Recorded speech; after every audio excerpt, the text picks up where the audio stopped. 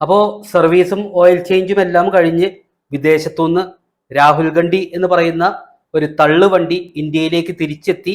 ഇന്നലെ മാധ്യമങ്ങളെ കാണുമ്പോൾ അദ്ദേഹത്തിന്റെ വായിൽ നിന്ന് തന്നെ ഒരു കാര്യം വീണു. അതിനെക്കുറിച്ചാണ് ഞാൻ ഇന്ന് സംസാരിക്കുന്നത്. കാരണം തമാശ രീതിയിൽ പറഞ്ഞു എന്നുണ്ടെങ്കിലും ആ ഒരു കാര്യം എന്ന് പറയുന്നത് വളരെ ജാഗ്രതയോടുകൂടി നിരീക്ഷിക്കേണ്ട ഒന്ന് തന്നെയാണ്. നമസ്കാരം. അപ്പോൾ നമ്മളുടെ പ്രതിപക്ഷ നേതാവ് അല്ലെങ്കിൽ ഭാവി പ്രധാനമന്ത്രി എന്നൊക്കെ വിശേഷിപ്പിക്കപ്പെടുന്ന നമ്മളുടെ രാഹുൽ ഗാന്ധി വിദേശത്തുനിന്ന് വീണ്ടും തിരിച്ചെത്തിയിരിക്കുകയാണ്. അപ്പോൾ സ്വാഭാവികമായിട്ടും എന്തെങ്കിലുമൊക്കെ പ്രശ്നത്തിന് തിരികൊളുത്തി അത് തകർന്ന് തരിപ്പണമായി കഴിയുമ്പോഴാണ് അദ്ദേഹം വിദേശത്തേക്ക് മുങ്ങുന്നത്. അത് ആരോടും പറയില്ല, സ്വകാര്യ യാത്ര എന്ന് പറഞ്ഞിട്ടായിരിക്കും ഒരു മുങ്ങൽ നടത്തുന്നത്. അപ്പോൾ ഇന്നലെ ഈ രാഹുൽ ഗാന്ധി മാധ്യമങ്ങളെ കാണുമ്പോൾ ഒരു പ്രത്യേക കാര്യം സംസാരിച്ചിട്ടുണ്ടായിരുന്നു. അപ്പോൾ അതിൽ പറഞ്ഞിരിക്കുന്നത് ഈ വോട്ട് ചോരി എന്ന് പറയുന്ന ഒരു വിഷയമാണല്ലോ അദ്ദേഹം ഇപ്പോൾ ഏറ്റെടുത്തിരിക്കുന്നത്. ആ വോട്ട് ചോരിയുടെ ഭാഗമായിട്ട് ആ വോട്ട് അധികാർ യാത്ര എന്നുള്ളതിന്റെ സമാപനം എന്ന് പറയുന്നത് ഒഡീഷയിൽ വെച്ച് നടത്തിയിട്ടുണ്ടായിരുന്നല്ലോ. അതിലാണെന്നുണ്ടെങ്കിൽ ആ ഒരു മൈതാനത്തിലാണെന്നുണ്ടെങ്കിൽ മിനിമം 1 ലക്ഷം പേരുണ്ടെങ്കിൽ എന്തെങ്കിലുമൊക്കെ ആളുകളായി എന്ന് ജനങ്ങൾക്ക് തോന്നുള്ളൂ. ആ സ്ഥാനത്ത് വെറും 10,000 പേരുള്ള ആ ഒരു യാത്ര എന്ന് പറയുന്ന അദ്ദേഹത്തിന് മാനക്കേടുണ്ടാക്കി. എന്നാലും കേരളത്തിലെ മാധ്യമങ്ങളൊന്നും അത് പുറത്ത് കാണിച്ചില്ല.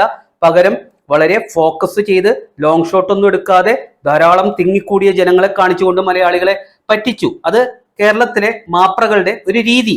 അപ്പോ ആ ഒരു സംഭവത്തിന് ശേഷം അദ്ദേഹം ആ ഒരു സമാപന സമ്മേളനത്തിൽ തന്നെ പ്രഖ്യാപിച്ചിട്ടുണ്ടായിരുന്നു, അടുത്തത് ഹൈഡ്രജൻ ബോംബാണ് വരാൻ പോകുന്നത് തെരഞ്ഞെടുപ്പ് കമ്മീഷനെതിരെ. പിന്നെ ഈ നരേന്ദ്രമോദി എന്ന് പറയുന്ന ഇന്ത്യയുടെ പ്രധാനമന്ത്രി തലയിൽ മുണ്ടിട്ടെടുത്ത് നടക്കേണ്ട അവസ്ഥ വരും എന്നൊക്കെയാണ് അദ്ദേഹം ഭാവനയിൽ സ്വപ്നം കാണുന്നത്.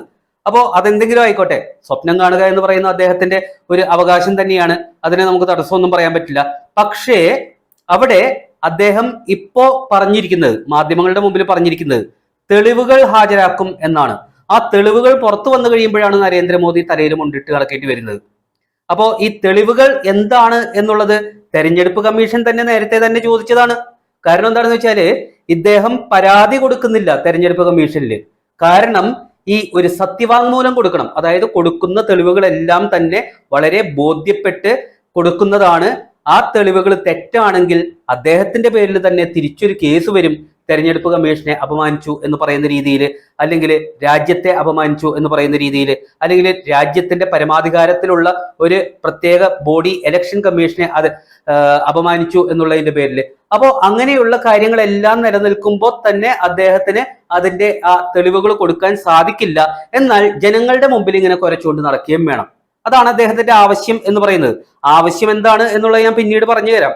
അതായത് ഇങ്ങനെ ഒരു ജനങ്ങളുടെ മുമ്പിൽ തന്നെ ഇത് പ്രസന്റ് ചെയ്ത് ഇങ്ങനെ രാജ്യം മുഴുവൻ നടക്കുക എന്ന് പറയുന്നതിന്റെ ഒരു ആവശ്യകത, അദ്ദേഹം ഒരു ഗതികേടിലാണ്. ആ ഗതികേടിനെ കുറിച്ചെല്ലാം നമുക്ക് പിന്നെ സംസാരിക്കാം. അപ്പോ ഇവിടെ ഈ പറയുന്ന ഒരു പത്രസമ്മേളനം വിളിച്ചപ്പോ ധാരാളം സമയമുണ്ടായിരുന്നു. ആ സമയത്ത് അദ്ദേഹത്തിന് തെളിവ് ഹാജരാക്കാമായിരുന്നു. പക്ഷെ ആ തെളിവ് ഹാജരാക്കിയില്ല. ഈ റിപ്പോർട്ട് പ്രിപ്പയർ ചെയ്ത മനുഷ്യൻ തന്നെ അത് തെറ്റായിപ്പോയി, എനിക്ക് പറ്റിയ അബദ്ധമാണ് എന്നും പറഞ്ഞ് മാപ്പ് പറഞ്ഞ് തടിയൂരിയിരിക്കുന്ന ഒരു അവസ്ഥയാണ്. അതായത് അദ്ദേഹത്തിന്റെ റിപ്പോർട്ട് എടുത്തിട്ടാണ് ഈ രാഹുൽ ഗാന്ധി ഈ തെരഞ്ഞെടുപ്പ് കമ്മീഷനെതിരെ പത്രസമ്മേളനം വിളിച്ചു വരുത്തിയത്, എന്നിട്ട് സംസാരിച്ചത്. അപ്പോ ഈ കാര്യങ്ങളെല്ലാം നിലനിൽക്കുമ്പോ അവിടെ നമ്മൾ വീണ്ടും ജനങ്ങളുടെ മുമ്പിലേക്ക് ഹൈഡ്രജൻ ബോംബുമായി എത്തുന്നു എന്ന് പറയുമ്പോൾ ഈ അണികളായിട്ടുള്ള കോൺഗ്രസ്സുകാർ കേരളത്തിലുള്ളവരും അതുപോലെ തന്നെ കുറെ ഡൽഹിയിൽ ഇരിപ്പുണ്ട്. അവര് ഇദ്ദേഹത്തിന് കൈയടിച്ച് വളരെ പ്രോത്സാഹിപ്പിച്ചുകൊണ്ട് നടക്കും. കാരണം അവർക്ക് ഒരു രസമാണ്. മാത്രമല്ല ഇതിന്റെ പേരിൽ രാഹുൽ ഗാന്ധിയുടെ കയ്യിൽ നിന്ന് പണം ഇവർക്ക് കിട്ടുകയും ചെയ്യും. ഓരോ സമ്മേളനത്തിന് പോകുമ്പോഴും കിട്ടും, ഓരോ പത്രസമ്മേളനത്തിന് കൂടെ ഇരിക്കുമ്പോഴും കിട്ടും. ഇതെല്ലാം അവരാഗ്രഹിക്കുന്നവർ തന്നെയാണ്. അപ്പോൾ അതുകൊണ്ട് അവർക്ക് സപ്പോർട്ട് ചെയ്യാതെ നിവൃത്തിയില്ല. പക്ഷേ അതില് നമ്മൾ ശ്രദ്ധിക്കേണ്ട, വളരെ ഗൗരവതരമായിട്ട് ജാഗ്രതയോടുകൂടി നിരീക്ഷിക്കേണ്ട ഒരു കാര്യമുണ്ട്. അതായത് വളരെയധികം ശ്രദ്ധിക്കുക. ബംഗ്ലാദേശിൽ എന്താണ് സംഭവിച്ചത്? യുവാക്കളാണ് തെരുവിലിറങ്ങിയത്.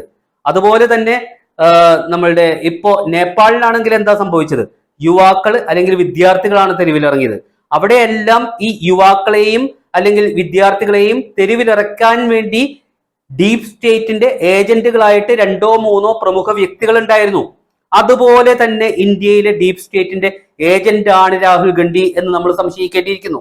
കാരണം ഈ ഒരു അവസ്ഥയില് കൃത്യമായിട്ട് രാഹുൽ ഗാന്ധിയുടെയും അതായത് അമ്മയുടെയും മകന്റെയും ഗതികേട് എന്ന് പറയുന്നത് അവരുടെ കയ്യിൽ നിന്ന് വേണ്ടത്ര പണം സ്വീകരിച്ചു കഴിഞ്ഞു.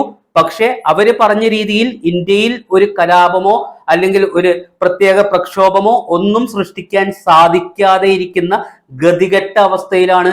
ഇനി എന്തെങ്കിലും ചെയ്തേ പറ്റൂ എന്നുള്ള അന്ത്യശാസനം അവർക്ക് കിട്ടിയിട്ടുണ്ടാകും. അതുകൊണ്ട് തന്നെയാണ് ഹൈഡ്രജൻ ബോംബ് എന്ന് പറയുന്ന പഴയ വീഞ്ഞ് പുതിയ കുപ്പിയിലാക്കി എന്ന് പറയുന്ന ഒരു അവസ്ഥയിൽ വീണ്ടും രംഗപ്രവേശം ചെയ്തിരിക്കുന്നത്. അപ്പോ ആ രംഗപ്രവേശം ചെയ്ത അവസ്ഥയിൽ ഇന്നലെ മാധ്യമങ്ങൾ തെളിവുകളെ കുറിച്ച് ചോദിച്ചപ്പോ അദ്ദേഹം മാധ്യമങ്ങളോടല്ല സംസാരിക്കുന്നത്, പകരം അദ്ദേഹം അഭിസംബോധന ചെയ്യുന്നത് യുവാക്കൾ ശ്രദ്ധിക്കണം, യുവാക്കൾ ജാഗ്രത പാലിക്കണം എന്നാണ് പറയുന്നത്. അതായത് ഇവിടെയും ഇന്ത്യയിലും യുവാക്കളെ തന്നെയാണ് അദ്ദേഹം ലക്ഷ്യമിടുന്നത്. ഇവിടെ കലാപം സൃഷ്ടിക്കാനുള്ള ഒരു ശ്രമമാണ് അദ്ദേഹം നടത്തുന്നത്. ഏത് നിമിഷവും ഇതുപോലെയുള്ള യുവാക്കൾ എന്ന് പറയുന്ന ഒരു വിഭാഗം ചിലപ്പോ പൊട്ടിപ്പുറപ്പെട്ടേക്കാം എന്നുള്ളത് ഈ രാഹുൽ ഗാന്ധിയുടെ വ്യാമോഹം മാത്രമാണ്.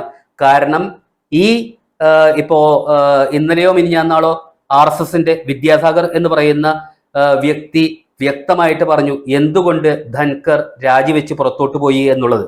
കാരണം ഉപരാഷ്ട്രപതി, രാഷ്ട്രപതി, ഏത് സൈനിക തലവന്മാരെ, തെരഞ്ഞെടുപ്പ് കമ്മീഷൻ ആരൊക്കെ ഏതൊക്കെ രീതിയിൽ പ്രവർത്തിച്ചാലും അത് രാജ്യവിരുദ്ധമാകാൻ സാധ്യതയുള്ളതാണെങ്കിൽ ആർക്കെങ്കിലും വേണ്ടി ഏജന്റുമാരായിട്ട് പ്രവർത്തിക്കുകയാണ് എന്നവർക്ക് തോന്നുകയാണെന്നുണ്ടെങ്കിൽ അവർ കൂടുതൽ ജാഗ്രത പാലിക്കും, നിരീക്ഷിക്കും, മുളയിലെ നുള്ളിക്കളയും എന്നുള്ളതാണ് സത്യാവസ്ഥ. മാത്രമല്ല, ഇനി കലാപം ഉണ്ടായി എന്ന് വിചാരിച്ചോ, അത് രാജ്യദ്രോഹപരമായിട്ടുള്ള കലാപമാണെങ്കിൽ നമ്മളുടെ ഇന്ത്യയിലെ കരസേന അല്ലെങ്കിൽ ഇന്ത്യയുടെ മുഴുവൻ സേന കഴിഞ്ഞു കഴിഞ്ഞാൽ രാജ്യസേവനത്തിന് വേണ്ടി ഇറങ്ങുന്ന രണ്ടാമത്തെ ഏറ്റവും വലിയ പട എന്ന് പറയുന്നത് അത് സംഘപരിവാറാണ്, RSS ആണ്. അവര് കയ്യും കെട്ടി നോക്കി നിൽക്കും എന്ന് എനിക്ക് തോന്നുന്നില്ല. അപ്പോ ഇത് തീക്കളിയാണ് രാഹുൽ ഗാന്ധി നടത്തിക്കൊണ്ടിരിക്കുന്നത്. അപ്പോ ആ ഒരു കാര്യം നിലനിൽക്കുമ്പോൾ തന്നെ വീണ്ടും ഹൈഡ്രജൻ ബലൂൺ എന്ന് പറഞ്ഞ് പുതിയ ഒരു വിഷയവുമായിട്ട് തെളിവ് ഞാൻ ജനങ്ങൾക്ക് മുമ്പിൽ ഹാജരാക്കും എന്ന് പറഞ്ഞു വരുന്നുണ്ടെങ്കിൽ അത് ഡീപ് സ്റ്റേറ്റിന് മുന്നിൽ അവർ തലകുനിച്ച് നിൽക്കേണ്ട അവസ്ഥ വന്നിരിക്കുന്നു. പണം വാങ്ങി, പക്ഷെ അതിന്റെ പ്രത്യുപകാരം ചെയ്യാൻ അവർക്ക് ഇതുവരെ സാധിച്ചില്ല. അതിന്റെ ഗതികേടിലാണ് എന്നുള്ളത് നമ്മൾ കൃത്യമായിട്ട് മനസ്സിലാക്കണം.